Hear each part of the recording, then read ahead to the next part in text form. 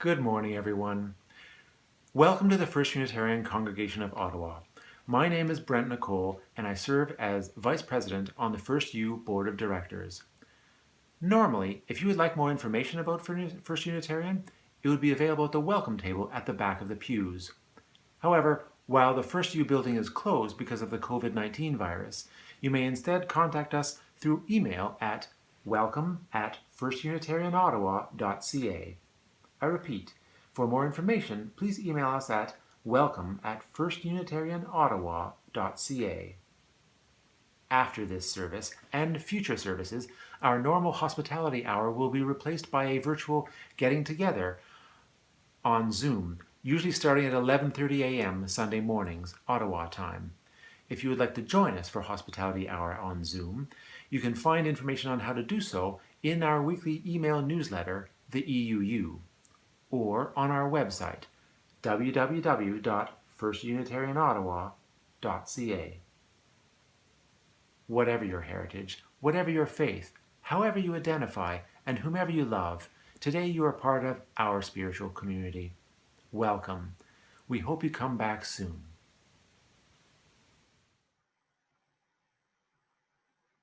Good morning, everyone. My name is Chris, and I'm happy to be your worship associate this morning. Our building may be physically closed, but we've remained connected and active. We continue to be a vibrant congregation with open minds, spirits, and hearts. I hope this moment finds you well. Although we find ourselves in separate places, here we are together online, listening, connecting, and soon singing. A few announcements. Staff are working remotely these days and are monitoring emails during usual working hours. You can find the staff directory on our website with phone numbers and emails. As mentioned, it's more important than ever to sign up so that you can get the EUU, our weekly email newsletter, to check our Facebook page and our website for notices and updates. Our online calendar is as full as ever. Please also check out our website and this week's EUU for a variety of announcements, including trivia nights, online bridge, discussion circles, climb action, meditation, Sunday morning forums, and how to get involved with the annual pledge drive. Throughout the month, we're going to be collecting hats, mittens, gloves, and wool socks for the Alternative Aboriginal High School in Ottawa. A drop box will be outside the building at 30 Cleary daily from 11 a.m. to 1 p.m. Mark your calendar for the fall congregational meeting on Sunday, November 29th at 1 p.m. and make your vote count. Please look for informational sessions regarding the proposed budget in the EUU. And finally, if you missed the Canadian Unitarian Council's fall gathering last weekend, the wonderful National Sunday Service is available on the CUC's YouTube channel. Welcome all.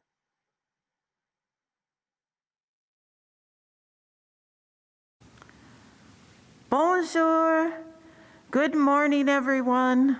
I am the Reverend Pat Guthmann Haresch, coming to you this morning from 30 Cleary, our building.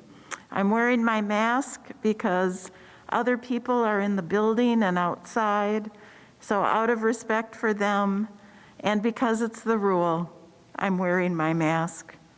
This morning's topic is speaking your truth. And so before I light the chalice, I'll read William Stafford's poem, Being a Person. Be a person here. Stand by the river, invoke the owls, invoke winter, then spring. Let any season that wants to come here make its own call. After the sound goes away, wait. A slow bubble rises through the earth and begins to include sky, stars, and all space. Even the outracing, expanding thought, come back and hear the little sound again. Come back and hear that call. Suddenly, this dream you are having matches everyone's dream, and the result is the world. If a different call came, there wouldn't be any world, or you, or the river, or the owls calling. How you stand here is important. How you listen for the next things to happen. How you breathe. The poet says, "Be a person here." May it be so.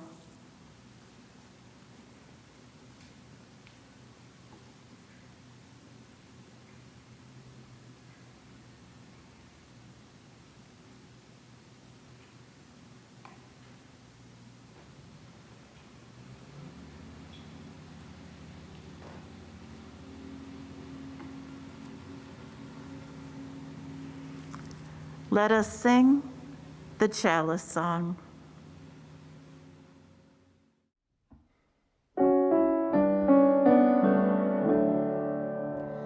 Chalice, chalice, burning bright, help remind us with your light of how we'd like to live each day, with love and truth helping lead the way.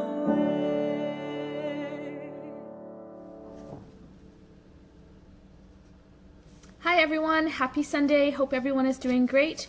The story I'm sharing with you today is titled Frederick, and it's written by Leo Leone. Some adjustments have been made just to make it a little bit shorter. All along the meadow where the cows grazed and the horses ran, there was an old stone wall. In that wall, not far from the barn and the granary, a chatty family of field mice had this home. But the farmers had moved away, the barn was abandoned, and the granary stood empty. Since winter was not far off, the little mouse family began to gather corn and nuts, and wheat and straw. They all worked day and night, all except Frederick. "Frederick, why don't you work?" they asked. "I do work," said Frederick. "I gather sun rays for the cold, dark winter days." And when they saw Frederick sitting there, staring at the meadow, they said, "And now, Frederick?" "I gather colors," answered Frederick simply, "for winter is gray." And once Frederick seemed half asleep. "Are you dreaming, Frederick?" "Oh no," said Frederick, "I am gathering words, for the winter days are long and many, and we'll run out of things to say." The winter days came, and when the first snow fell, the 5 little field mice took to their hideout in the stones. In the beginning there was lots to eat, because most of the family had worked so hard, gathering food to prepare for winter. They were a happy family, but little by little they had nibbled up most of the nuts and berries. The straw was gone, and the corn was a lonely memory. It was cold in the wall, and no one felt like chatting. Then they remembered what Frederick had said about sun rays, colors, and words. "What about your supplies, Frederick?" they asked. "Close your eyes," said Frederick, as he climbed on a big stone. "Now I send you the rays of the sun. Do you feel their golden glow?" And as Frederick spoke of the sun, the 4 little mice began to feel warmer. And then Frederick told them of the blue periwinkles, the red poppies in the yellow wheat, and the green leaves of the berry bush. They saw colors as clearly as if they had been painted in their minds. And the words, Frederick. Frederick cleared his throat, waited a moment, and then, as if from a stage, he said, "Who scatters snowflakes? Who melts the ice? Who spoils the weather?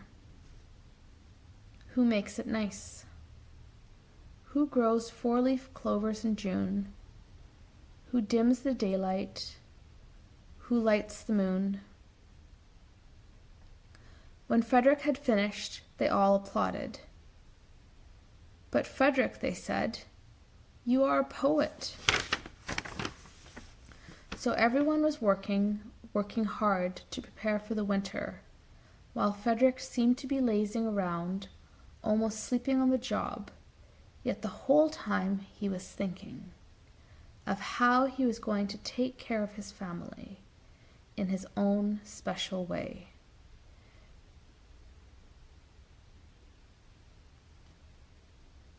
I hope all of you enjoyed that story. So there's just like a few questions that are just some food for thought. Do any of you have any special talents or gifts? Something you're really good at?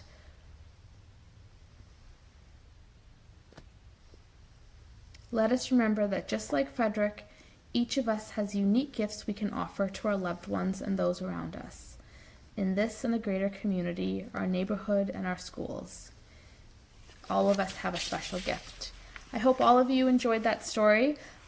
Please check the EUU for the Zoom link for the Chalice Play Kids. We'll be doing a little short story and song. So in the EUU, the link can be found for the Chalice Play Kids who's around age 2 to 7. The lesson should be suitable for. So we hope to see you. Wishing everybody a great Sunday. Bye.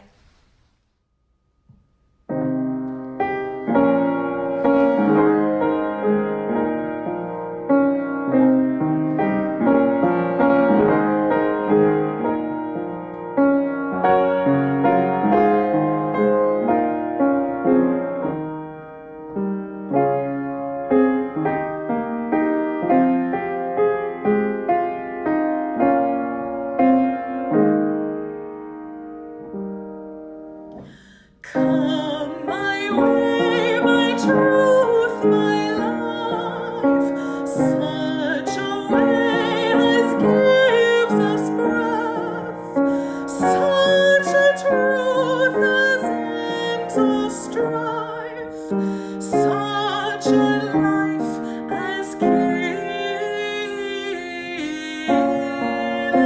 death. Come my light, my feast, my strength, such a light as shows a fist, such a fist that bends in length, such a strength as make I guessed. Come my joy, my love, my heart, such a joy as none can move, such a love as none can part, such a heart as joys in love.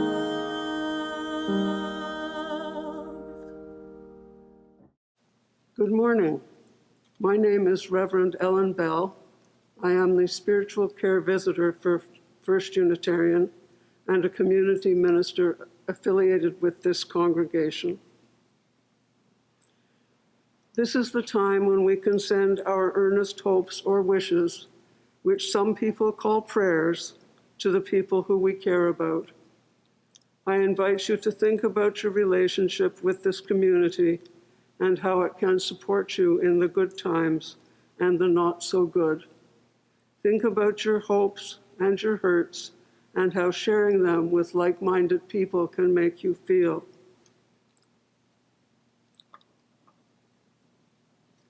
The reading this morning is called Choose to Bless the World by Rebecca Parker. Your gifts, whatever you discover them to be, can be used to bless or curse the world. The mind's power, the strength of the hands, the reaches of the heart, the gift of speaking, listening, imagining, seeing, waiting. Any of these can serve to feed the hungry, bind up wounds, welcome the stranger, praise what is sacred, do the work of justice, or offer love. Any of these can draw down the prison door, hoard bread, abandon the poor, obscure what is holy, comply with injustice, or withhold love. You must answer this question: what will you do with your gifts? Choose to bless the world. The choice to bless the world is more than an act of will, a moving toward into the world with the intention to do good. It is an act of recognition, a confession of surprise, a grateful acknowledgement that in the midst of a broken world, unspeakable beauty, grace, and mystery abide. There is an embrace of kindness that encompasses all life, even yours.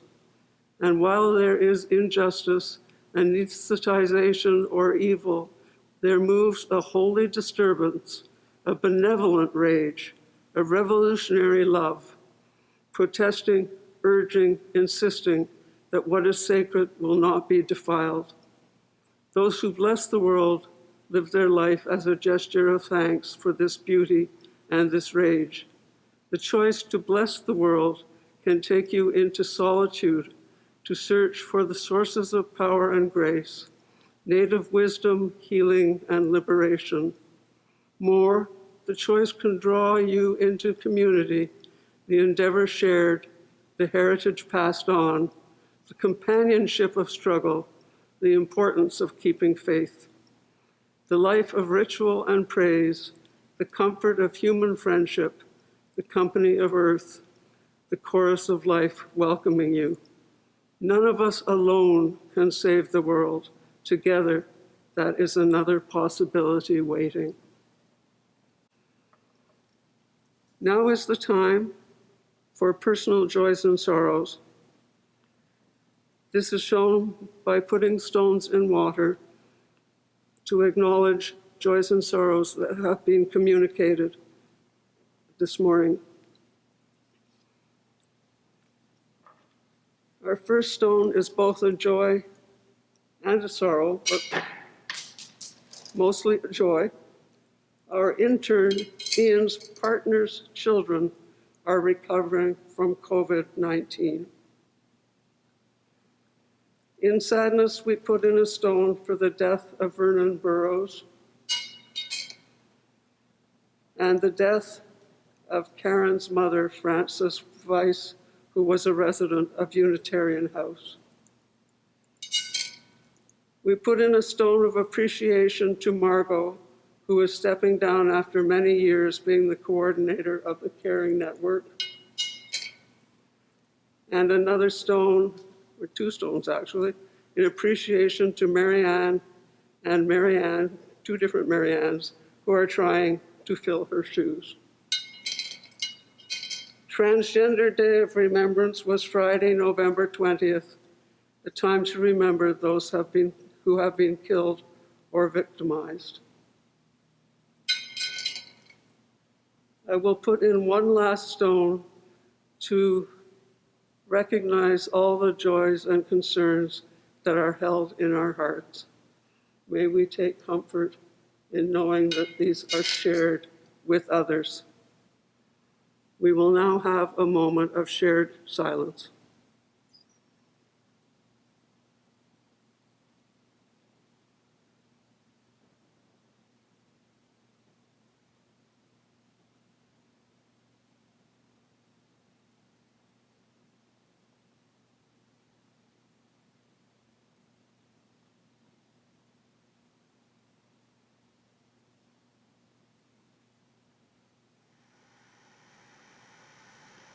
Today's reading are words from the UU Reverend Penny Hackett Evans. Each of us brings a separate truth here. We bring the truth of our own life, our own story. We don't come as empty vessels, but rather as full people, people who have our own story and our own truth. We seek to add to the truths and add to our stories. This room is rich with truth, rich with experience. All manner of people are here. Needy, joyful, frightened, anxious, grateful, tired. We all bring our truth with us. May we all recognize the truth and the story in everyone's life. And may we hear and honor the truths that we all bring as we gather together. Together, we have truths. Together, we have stories. Together, we have community.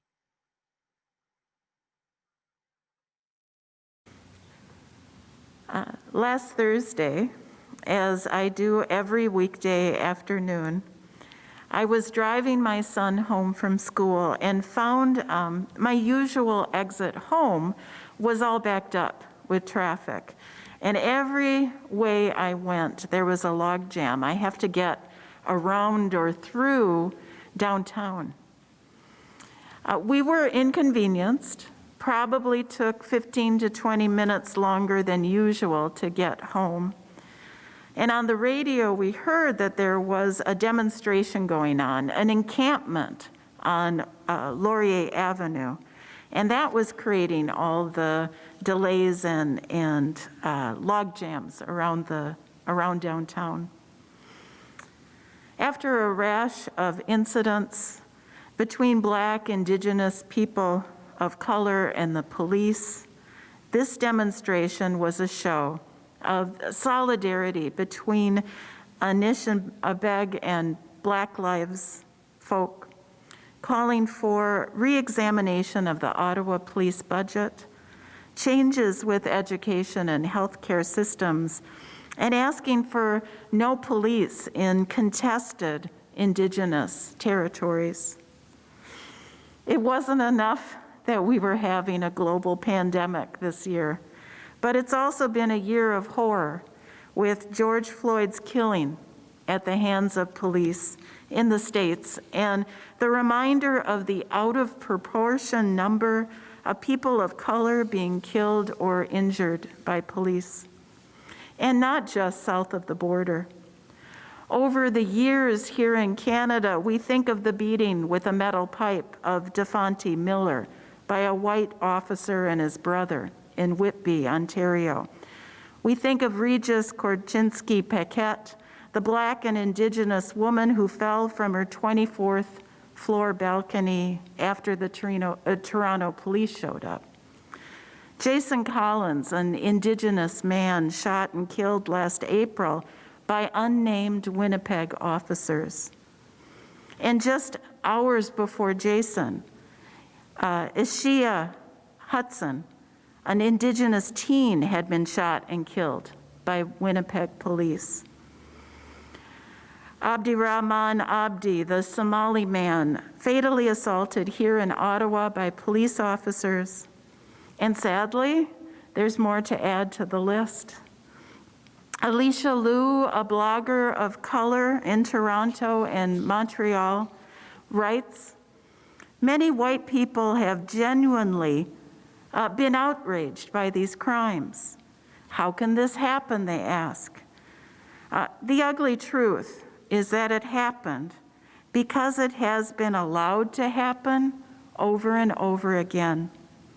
She says every time you chuckled when a colleague made an off-color joke, every time you followed a Black person suspiciously around the store, every time your heart broke at the news of racial injustice but you did nothing, she says, you made space for this to happen. The impact of this compounds when year after year, month after month, another Black, Indigenous, or person of color is killed and there is no public outrage. Alicia Liu observes that as anger around George Floyd's murder spilled out of Minneapolis onto streets across the US and over the border, and fury swept across social media, some people were conspicuously silent. When a popular white blogger I follow, Alicia said, posts a picture of her latest Louis Vuitton purse to Instagram, instead of using her huge platform to speak out against George Floyd's murder, Liu commented and shared her disappointment that the blogger had failed to take a stance against racism. One of the blogger's white followers offered, "Bad things happen every day, all over the world." That's the response. Yeah, bad things happen.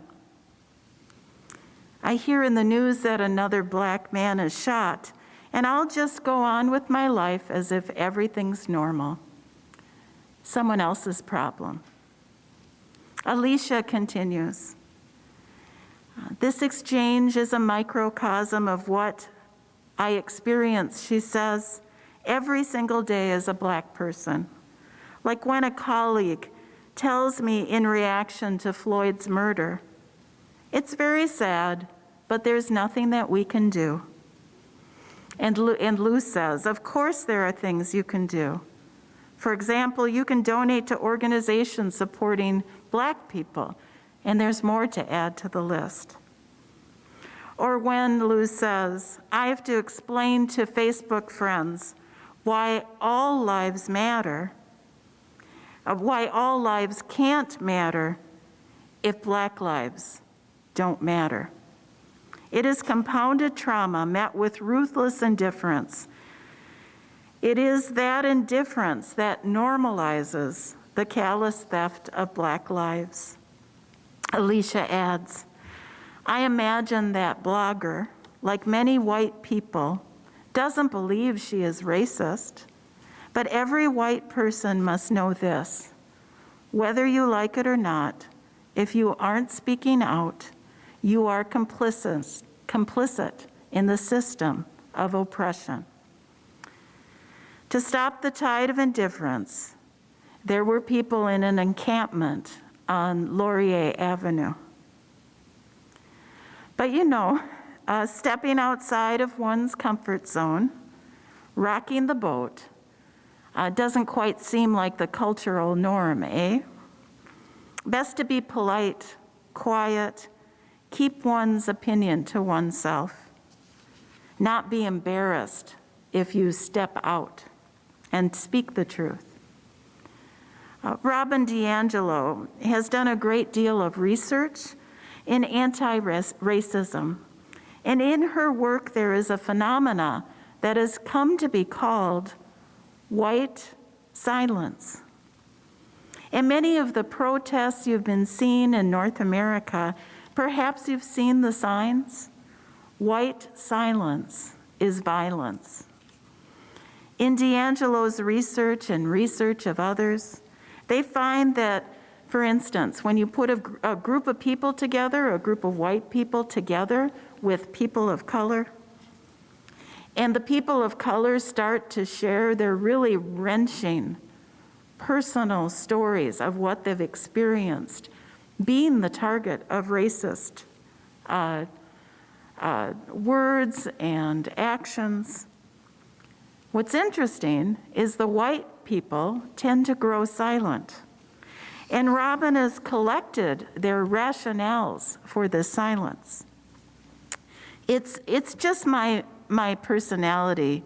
I rarely talk in groups, they'll say. Everyone has already said what I was thinking, they'll say. I don't know much about race, so I will just listen. I don't feel safe. I don't want to be attacked, so I'm staying quiet. I'm trying to be careful not to dominate the discussion. I don't want to be misunderstood, say the wrong thing, offend anybody, so I'll just be quiet. And the classic, I already know all of this. I already know all of this about anti-racism. A white student in, I think, one of DiAngelo's classes started to realize the impact in these settings of withdrawing from the conversation and not engaging authentically. This student wrote, in response to a person of color in the class sharing the impact of a recent racist incident, as she finished speaking, I raised my hand. I became completely overwhelmed by the enormity of what Jane had said. I was terrified that anything that I said would seem trivial or even more frightening, would make things worse. I felt paralyzed by the moment, feeling in my stomach how utterly raw and open Jane seemed.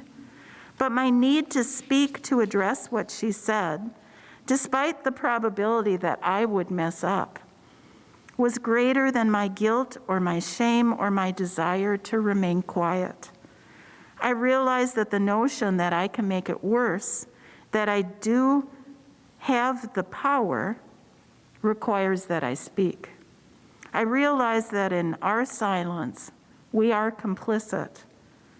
In my silence for the past 4 weeks, she said, and for a lifetime before it, I have been complicit. I no longer feel comfortable letting my silence speak for me.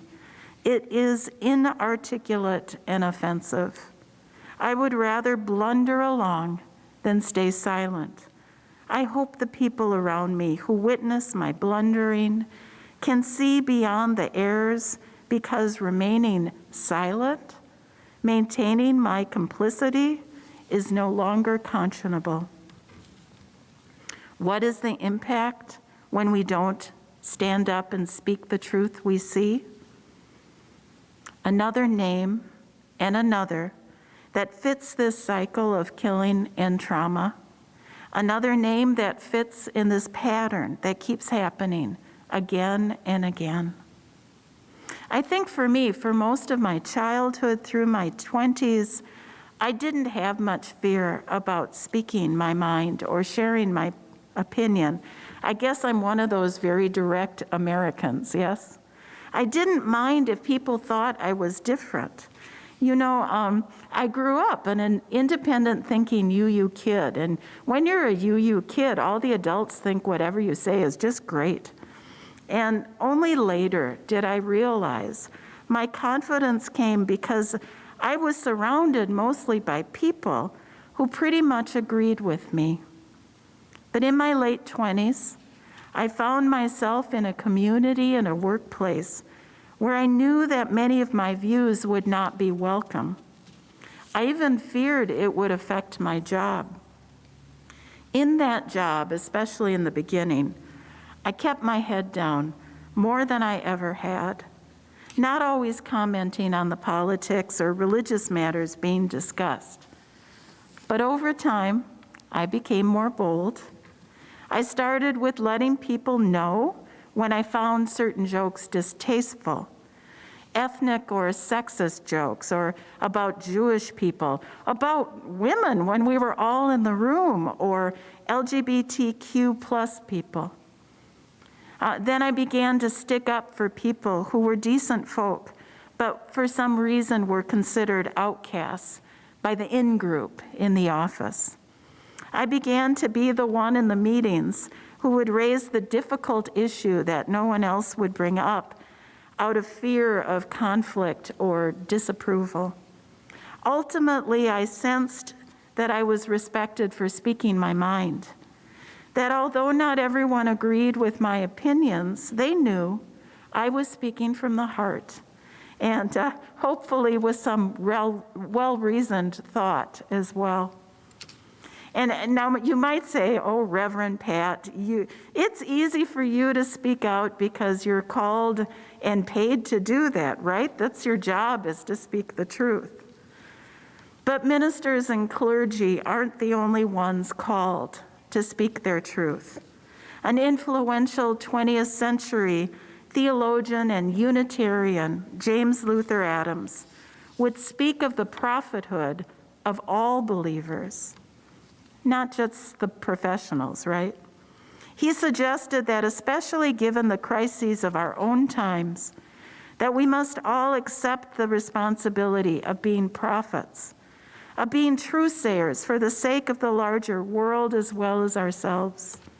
Prophecy should not be assigned to a few. All persons need to think and work together to interpret the signs of the times in the light of our faith, to make explicit through discussion the kind of thinking that times demand, he said. It will save lives. Speaking our mind in truth does not require that we all get on a soapbox in the village square somewhere and shout out our truth to any passerby, but it does mean being responsible to find our own way of sharing our truth, living a life of integrity and authenticity. Howard Thurman, author, theologian, educator, leader of many social justice movements in the 20th century, mentor to Martin Luther King Jr. and grandson of slaves, talks about the great things in the small things.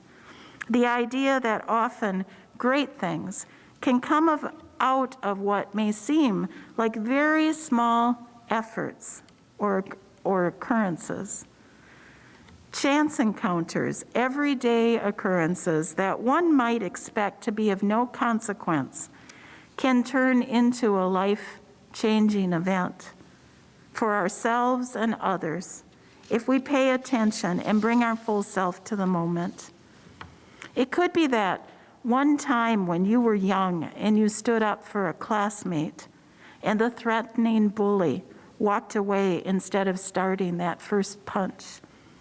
It could be the one time you supported an employee who was the subject of sexist taunts and a cultural shift started to occur in your department.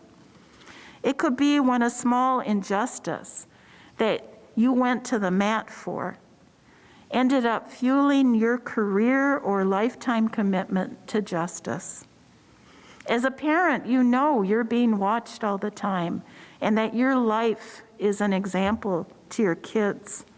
Watching my own parents being politically active, involved in my community and the UU Church, shaped the decisions of not only how I, but my siblings would live our lives, all choosing paths of service. My sister, the librarian, my brother, the workers' compensation lawyer, then now judge, my other sister who's expert and got all her degrees in counseling, education, and work with the hearing impaired. Children watch their parents, and perhaps great things can come out of the small things that we do in our everyday lives. I think of the words of a Unitarian exemplar, the late great Reverend A. Powell Davies, a minister who is known well beyond Unitarian circles during the middle of the last century.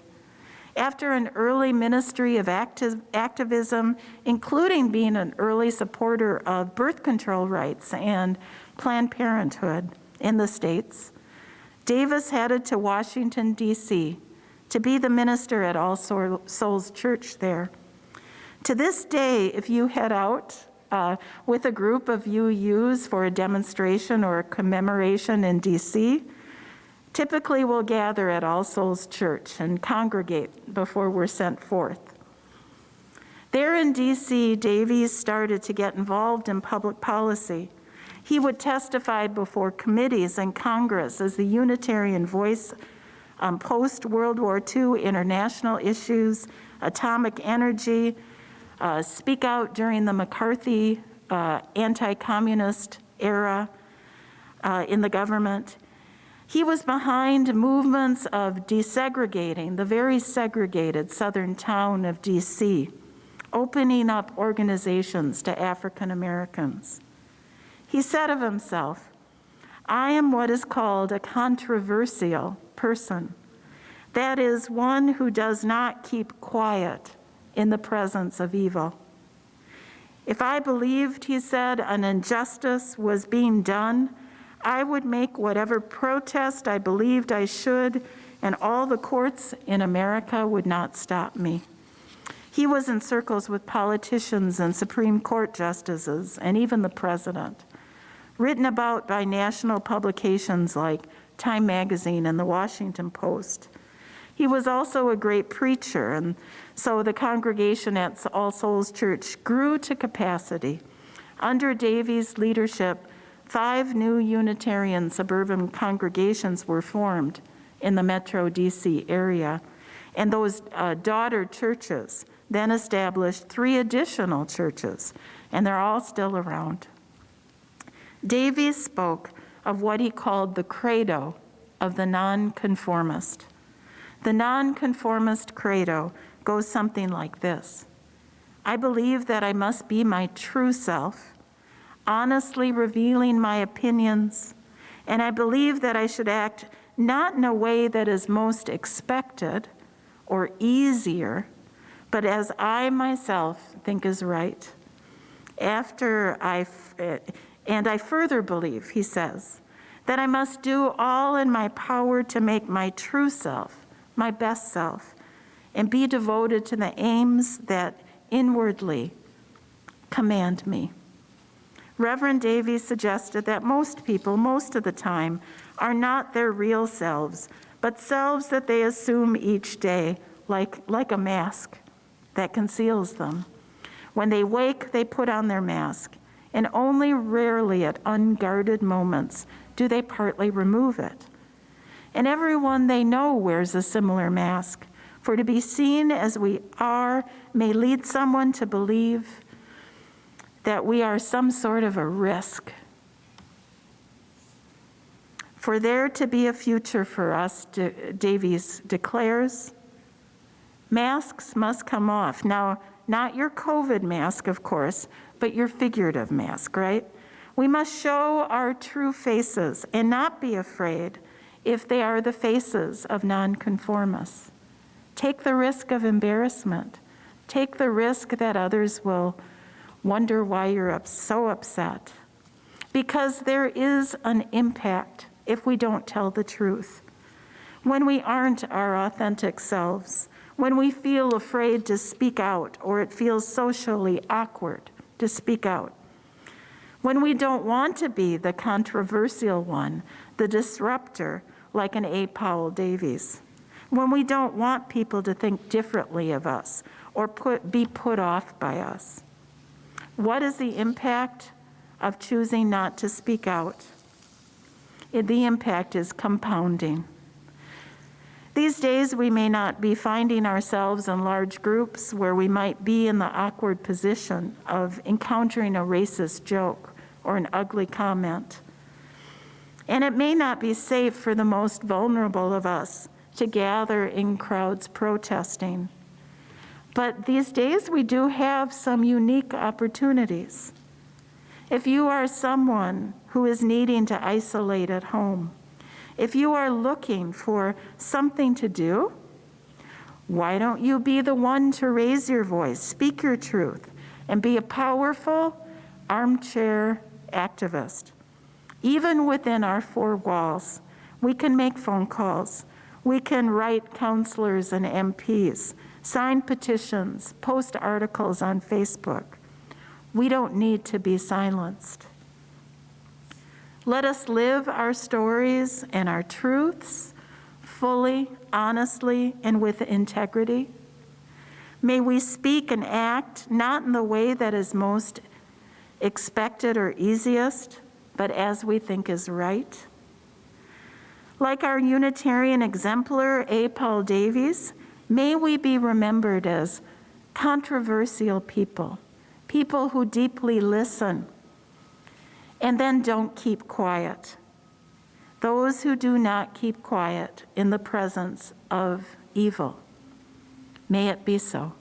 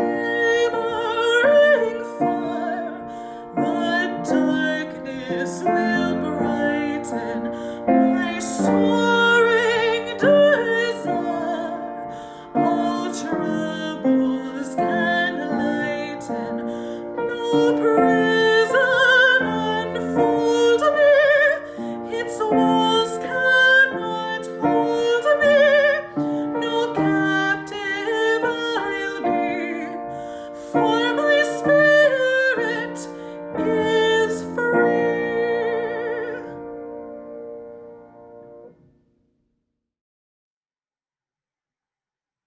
This is the time in our service where we usually accept the offering.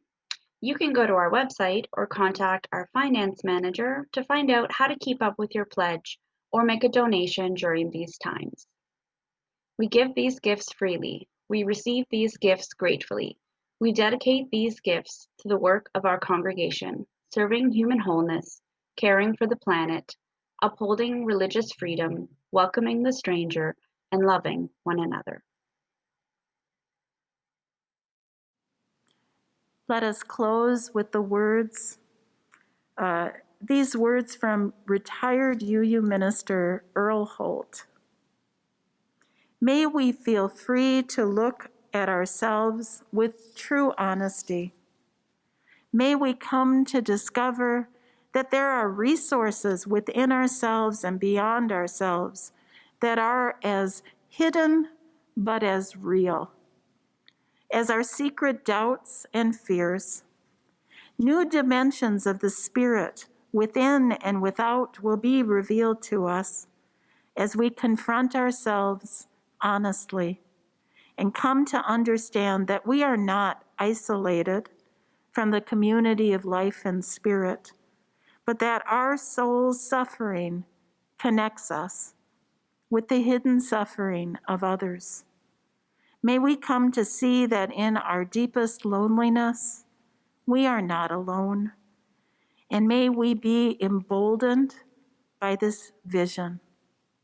May it be so.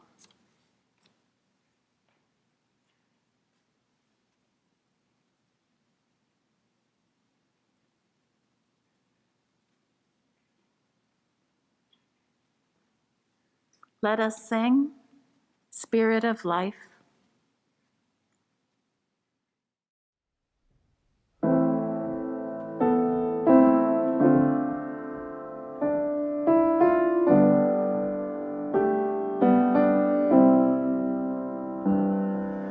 Spirit of life, come unto me.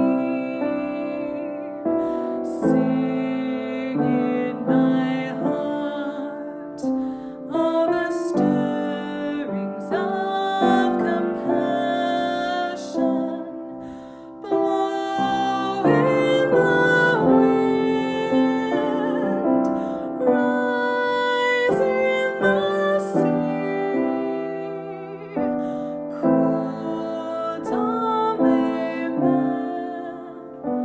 vidas fuori de justitia, tenurimur cielum potuum, source de vie.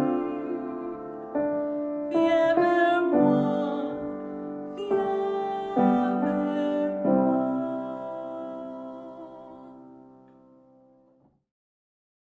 Go in peace, go in joy, go in love.